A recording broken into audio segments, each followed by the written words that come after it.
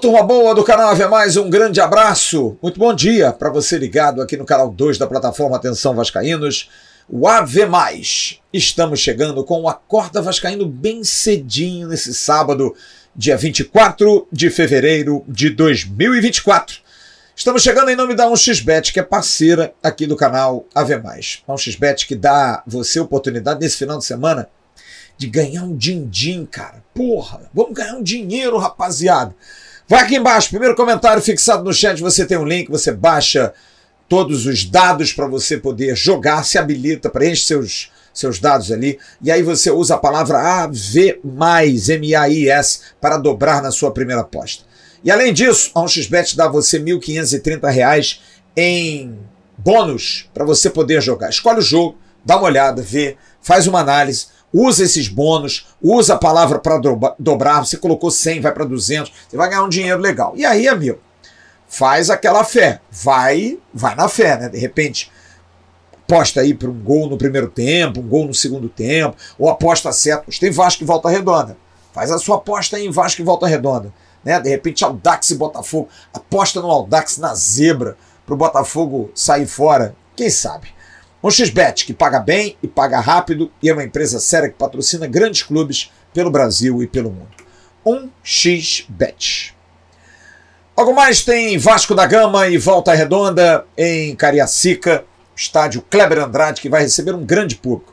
A torcida do Vasco vai lotar, com certeza, o estádio, vai estar em grande número para incentivar, ainda mais o torcedor alferrio, que não tem esse privilégio, né, de estar sempre ali ao lado, vai com certeza apoiar o time do Vasco.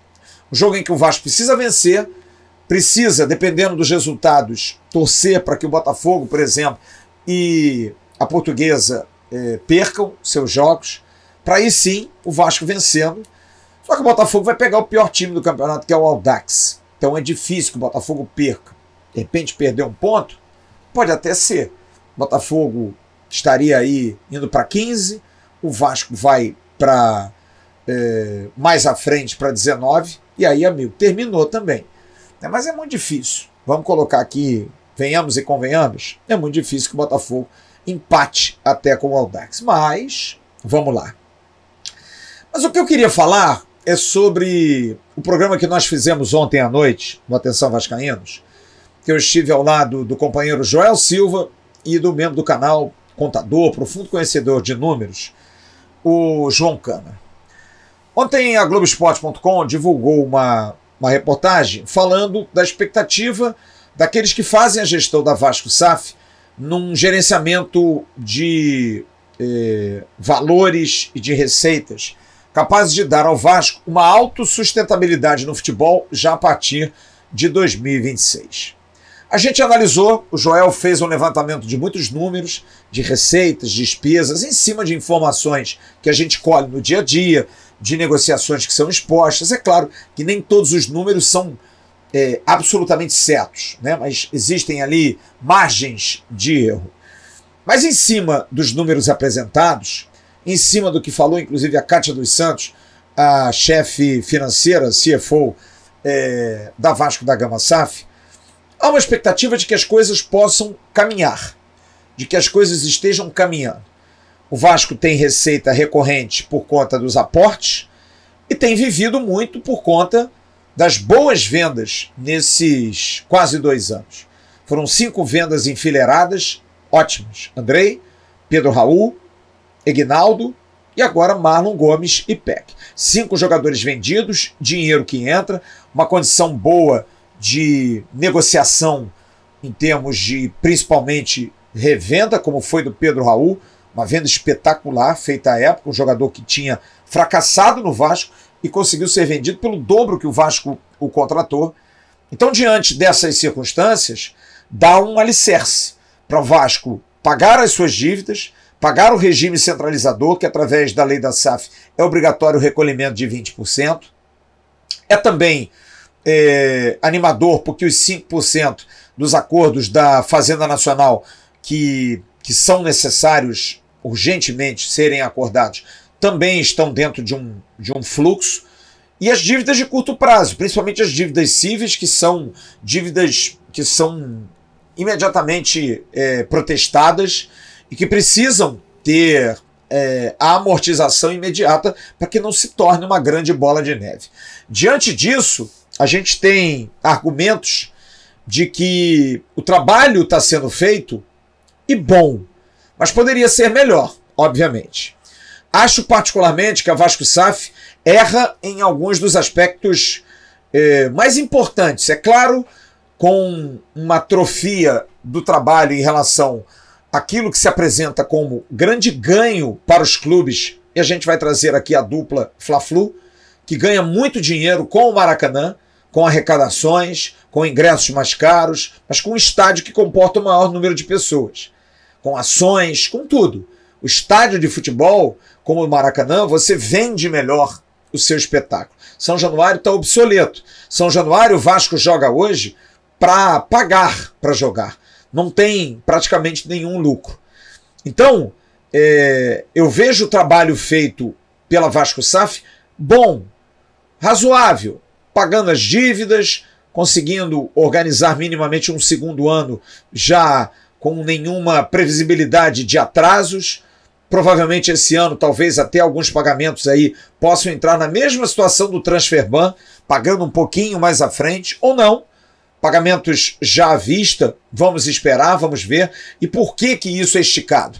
Porque você, quanto mais estica a sua dívida, melhor, mais tempo você tem de conseguir novas receitas. E essa é minha grande preocupação e minha grande crítica à Vasco SAF. Acho que tem muita coisa que já podia ter sido mais agilizada e está muito parada. Volto a dizer, reconheço na atrofia do estádio, principalmente nessa vergonha que é a licitação do Maracanã, um problema sério que é um obstáculo. O Vasco tivesse, junto com a W Torre e com a Legend, a gestão do Maracanã, estaria muito melhor. Estaria em condição de jogar em São Januário e também jogar no Maracanã. Abrir o Maracanã para outros clubes jogarem. Eu tenho até uma informação que o Vasco está tentando, junto com o Flamengo e Fluminense, já ter um número certo de jogos no ano. Os clubes estão entendendo que a operação pode ser com 3, para dividir, principalmente pela força da torcida do Vasco. O Botafogo também seria ideal. Mas o John Textor está preferindo ainda manter no Engenhão, aonde ele tem também prejuízo. O start do jogo para ele é muito prejudicial, como é para o Vasco também em São Januário. Então o Vasco estaria pleiteando aí, de repente, ter 10 jogos na temporada, e mesmo que o Vasco ganhe a licitação, Flamengo e Fluminense vão continuar jogando lá. Até porque é minimamente inteligente. Flamengo e Fluminense têm mais jogos que o Vasco, disputam mais competições que o Vasco. O Vasco, a priori, disputa apenas Copa do Brasil, Carioca e Campeonato Brasileiro. Então é normal que Flamengo e Fluminense continuem tendo mais jogos no Maracanã, mas que todos ganhem. Então, pensando nesse lado da atrofia em função do gramado do campo do Maracanã, mas existem outras situações que precisam ser alimentadas imediatamente, porque o Vasco vive, ok, da venda dos seus ativos. Mas essa venda de ativos não pode ser perpétua. É comum em todos os clubes que se coloque no balanço, dentro de um futebol, no Brasil, um país de terceiro mundo, com uma moeda desvalorizada em comparação com as moedas do exterior, com o dólar e com o euro, que você bote de 1 a 2 vendas por ano. Mas pode ser que tenha ano. Eu me lembro, nas gestões anteriores, principalmente do presidente Alexandre Campelo, que vendeu o Paulinho, a dificuldade que era de vender alguém. Ele teve que vender o Tales correndo. Resolver isso. Fazer a coisa acontecer com o Tales, porque senão não ia dar certo. Tinha que fazer dinheiro em cima daquilo. O presidente Salgado assumiu e a coisa acabou acontecendo. Nem foi uma grande venda, muito pelo contrário. Mas se não acontecer 1, 2 vendas por ano, não equaciona. Mas o Vasco já fez 5 vendas em 2 anos que deram ao Vasco um respiro muito grande para discutir outros aspectos que talvez para nós haja uma urgência, mas para o Vasco e quem está na administração não. Mas eu vou continuar cobrando, porque eu acho que, já dizia um ditado português, o que abunda não prejudica. O que é abundante não há o porquê de ser prejuízo. Vendeu bem jogadores? Vendeu. Mas por que não buscar um marketing que possa vender melhor o clube? Tá bom, tá esperando melhores propostas para o patrocínio master. Ok. Mas vamos ver até quando. O estádio, como eu disse, é uma receita a menos. Licenciamento, melhorar o contrato com a capa, fazer investimentos em base para se fomentar a formação de novos jogadores, resolver o problema do CT de Caxias, resolver o problema do terreno, cair de cabeça nisso, porque é uma maneira de você continuar revelando jogadores. Mas existem outras formas de você melhorar essa receita. E me preocupa muito, porque eu acho que o Vasco está estagnado, está parado nos processos evolutivos. A gente vê São Januário sendo maquiado, a velha discussão de é a associação que aluga, então não é a associação que mantém, quem mantém é a SAF. Mas fazer a manutenção não é fazer obra é fazer um novo estádio. Fazer um novo estádio é obrigação da associação. Enquanto essas discussões, o CT Moacir Barbosa na CDD é a associação que tem que liberar o terreno. Não, mas o CT lá em Caxias tem que ser via governo do estado ou via governo federal. Tá bom, a gente já sabe de tudo isso. Mas quando esses problemas vão ser desamarrados?